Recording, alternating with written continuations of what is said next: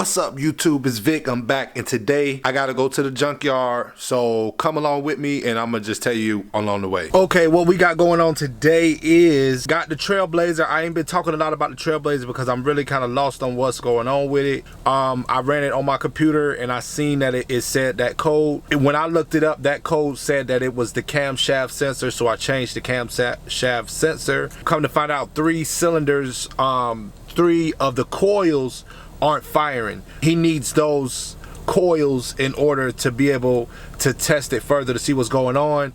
The coils are $100 and something brand new, so I'm going to the junkyard to get the coils because they're just to see if what further problems there is. So I'm not trying to put a bunch of money into this car because I don't have a lot of money to put into it. Like, I don't have a lot of gap in between where my profit is going to be at and where I got to sell it. So I'm gonna try to spend the least amount as possible. So I'm going to the junkyard for the coil packs just so that we could do further testing to see why the compression is low. But we need those coils in order to see that.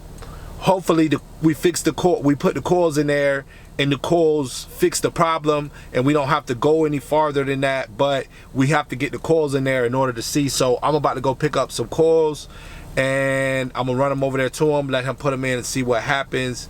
But yeah, let's get going to the junkyard. Gotta get something to eat, then we going to hit the junkyard. Oh, gotta get some gas also, but then we finna hit the junkyard so we can get what we gotta get.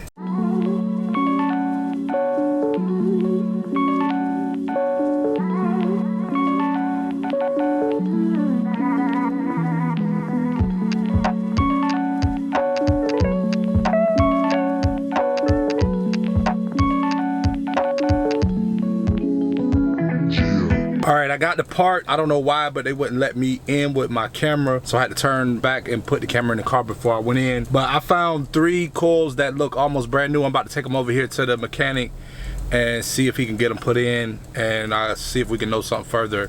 Hopefully soon, because I'm tired of not knowing what's going on with this car.